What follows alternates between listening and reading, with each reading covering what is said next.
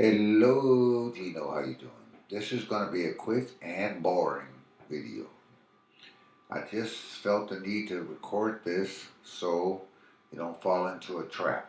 You know, last time we played a couple of chords, and let me just move my camera so that you can see down here. We played a few chords like this and this and this and this and so on and so on and so on. We played a few chords like that. Why am I making this video? Because I don't want you to fall in the trap of just learning new chord shapes. So I want, let's back that up. Might have mentioned it on Thursday, but let's back that up. Let's get a blank piece of paper out and write out two things. One, the C scale. We're in the key of C, so C, D, E, F, G, A, B, C. Write that on a piece of paper. I'll wait. I'll wait. Not yet. I'll wait. Now, right under that, I want you to put 1, 2, 3, 4, 5, 6, 7, 1. Okay? All right. Now, right under that, every time you get to 2, under 2, put 9. 9. Nobody says 10. When you get to 4, put 11 under that. When you get to 6, put 13 under that. Okay? Not done yet on the little paper part. Now, I want you to circle the chord tones. The chord tones are 1, 3, 5, and 7. That's how you spell a C major 7 chord. C, so you should have C circle, E circle, G circle, and B circle. Now, keep that piece of paper handy. Now we're going to go back to the same chords we just played. And my camera's a little bit off, so let me fix that. So it's not sufficient to just learn this chord. This is how guitar players get in trouble, my opinion. They just say, oh, so let's take this chord. What we're trying to do with this chord is play some kind of C major, but we see that C is on the top, the 1 is on the top.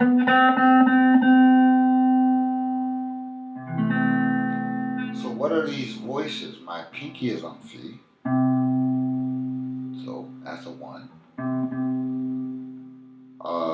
My second finger is on E, that's 3. By the way, notice that relationship. That's road map. This is a 6. Why? Because it's A. So I'm voicing this as a 1, 3, 6, 1.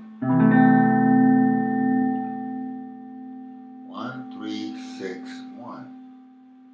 Okay?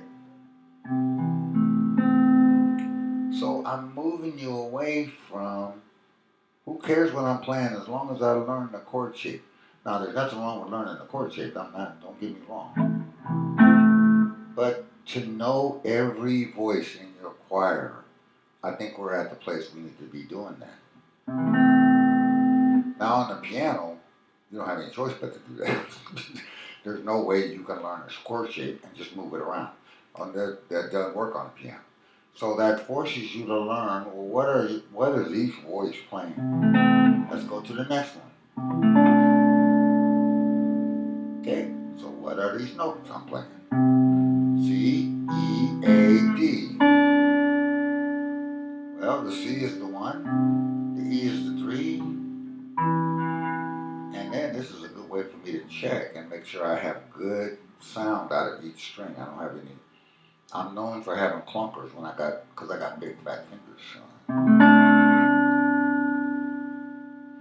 All right, so I got a C, E, 13, but we'll call it the 6. And then the D here is the 9th or 2nd. What if I played it this way? What is this finger playing? So heretofore, we just say, who cares? I just learned that shape. What is this pinky? What did this pinky just play? What note is that? Instead of playing the A, I'm playing a B. So now I have a B is the major 7 of that chord. So now I have a C major 9. So all I'm saying in this video is don't rush through these and go boom, boom.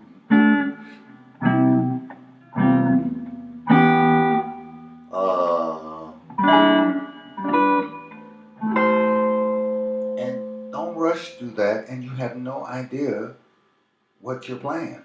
You're just learning shapes. And I guess in the first, when we're beginners, that's what we got, and we learn shapes. But now we can, and why is this important? So I'm gonna sell it a little bit. Well, maybe I don't want to play a C major. Maybe I'm on this chord right here, right? And I decide to play this note right here. Well, that's an F sharp. Well, I gotta do it anything. A lot of songs, people will end on that. So you'll hear a 2-5-1, something like this. And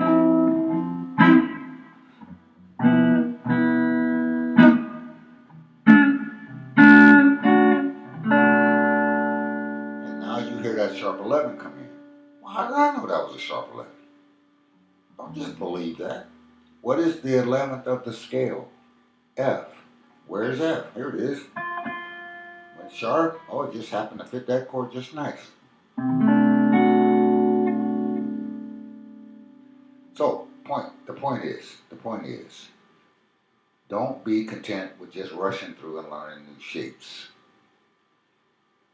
Let's take the next one. This is a chord that a lot of people are familiar with.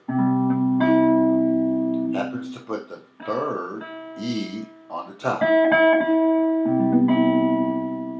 The E is the melody note. These voices are going to come in handy, by the way, later. When we start learning melodies and there's no piano player around, it's just you playing by yourself. That's why I did that Mary Had a Little Lamb thing.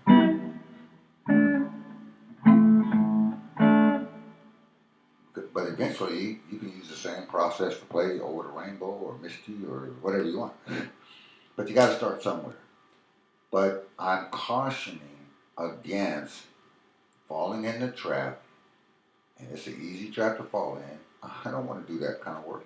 I just want to learn the chord shapes. This is why a lot of people can't read music. This is why a lot of okay, I'm going on and on too far. Let's go with this chord here. Stop. Check your chord. Sounded pretty good. No duds. Now name each note you're playing. See, that's a root.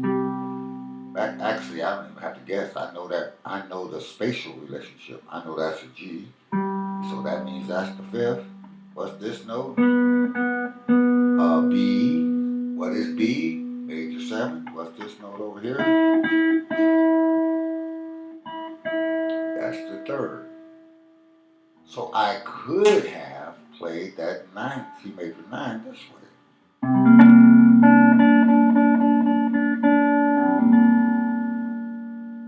So when you get these numbers in every chord, what did I do? What did I just do? I just moved the 3rd down to the D, which is the 2nd. I could have played C major 9 this way. Now I did play it this way, but I could have played it this way. You can't find this in a chord book. You only can find this. So here it is, regular, right? Now I said, well, I don't want the third, I want the second. So I just lift my pinky up. Everything else stays the same.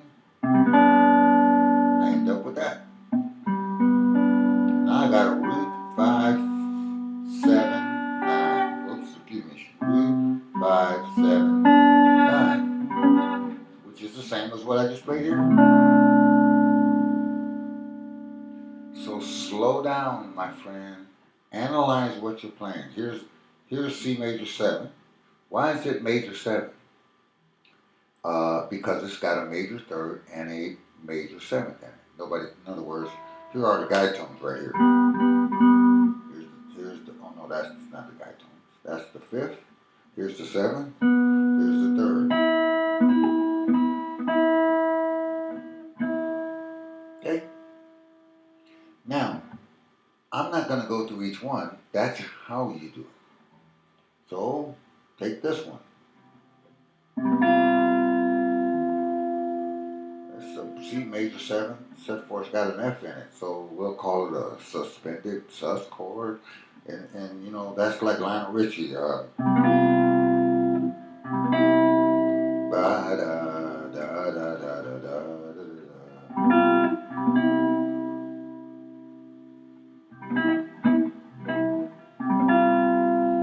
F doesn't go with the chord, but it is in the scale.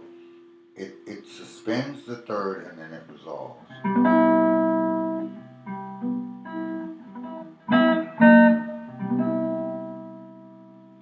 You could suspend that third to a second. Watch this. You can go 4th, 3rd, drop your bar, and oh boy. Oh boy. Oh boy. That's what I was trying to play.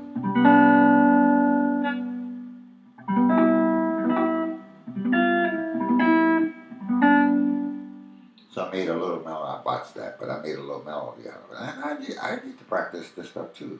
To get it in your head is one thing. To get it on your fingers, that's a whole different show. What's this chord over here? What is this? Now I got the 5th. So assign both notes and numbers to every one of those 4 fingers. What's this? That's an E. 3rd, what's this?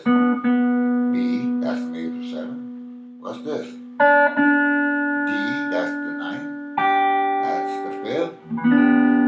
That's a rootless C major 9 chord. Doesn't even have a C in it. Oh, by the way, that's the same as E minor 7. I could analyze it number-wise from there. Now go through each and every one of these chords. Instead of just running through them.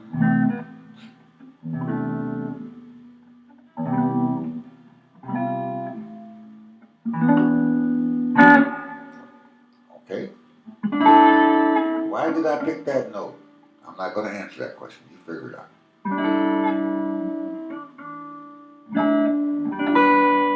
Go through and analyze each one of those voices. There's another one.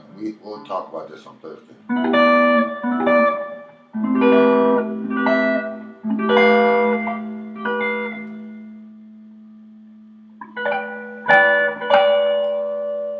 So when you do that, you won't need a chord book.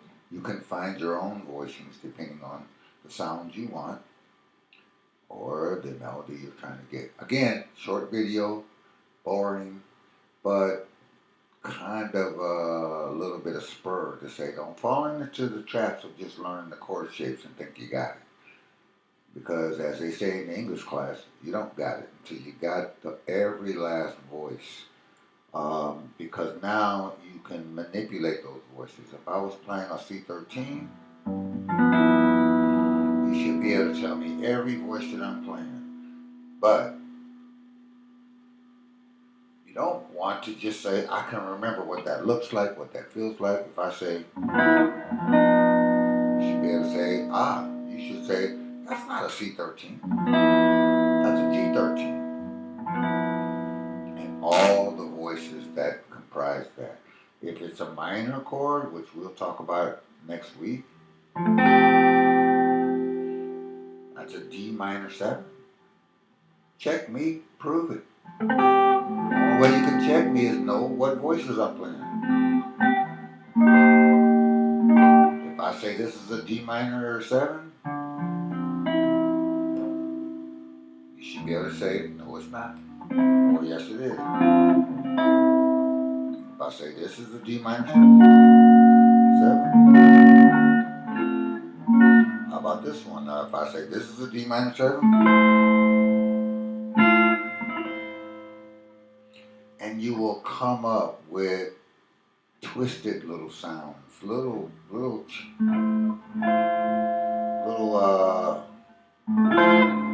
sounds that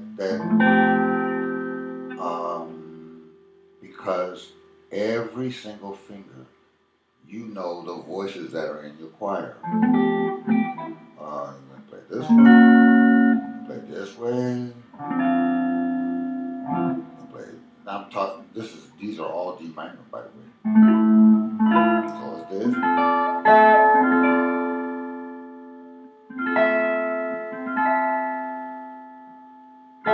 So it's this.